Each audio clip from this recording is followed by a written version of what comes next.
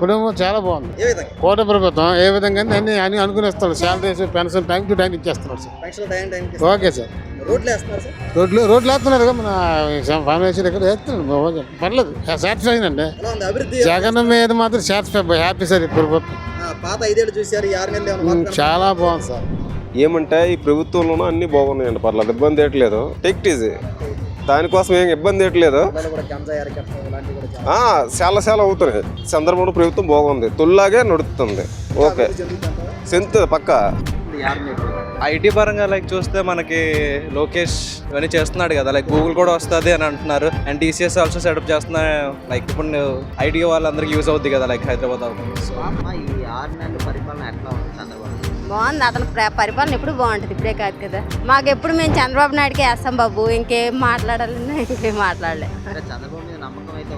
మాకు ఫస్ట్ నుంచి మాకు ఎన్ని ప్రభుత్వాలు వచ్చినా మేము మాత్రం చంద్రబాబు నాయుడుకే వేస్తాం ఓటు.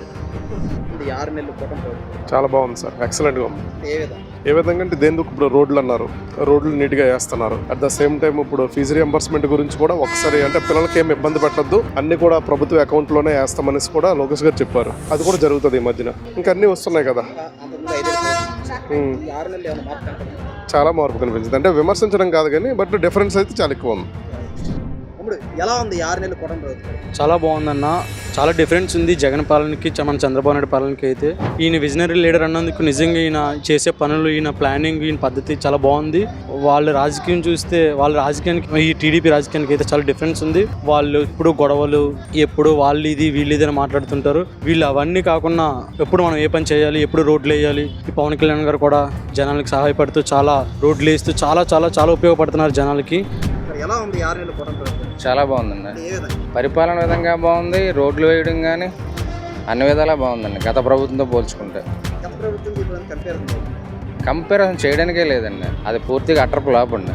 ఏ విధంగా ఎమ్మెల్యేలు కానీ మంత్రులు కానీ సెలవు డబ్బా కొట్టుకోవడం, ప్రతిపక్షాన్ని విమర్శించడం తప్పితే ఏ ఉపయోగం లేదు, ప్రజలకు చేసింది ఏం లేదండి. అభివృద్ధి పరంగా చేస్తారని ఇంకా చేస్తారు కూడా. కరెంటు ఛార్జీలు పెంచాలని నిరసన తెలియజేయడం. గత 5 సంవత్సరాల వైఎస్ఆర్ కాంగ్రెస్ పార్టీ ముఖ్యమంత్రి జగన్మోహన్ రెడ్డి గారు ఉన్న సందర్భంలో దాదాపు 5 సార్లు కరెంటు ఛార్జీలు అడ్డగోలుగా యూజర్ ఛార్జీల పేరిట ప్రజలు నడ్డి విరిచిన మాట వాస్తవం కాదా?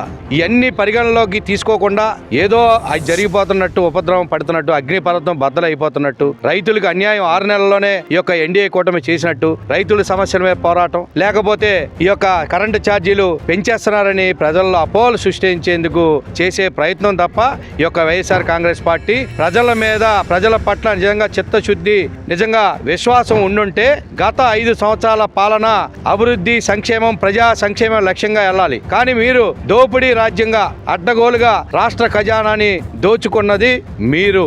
కాబట్టి ప్రజలు స్పష్టమైన తీర్పిచ్చారు. ఈ యొక్క వైఎస్ఆర్ కాంగ్రెస్ పార్టీ కూడా 5 సంవత్సరాలు వేచి చూడాలి.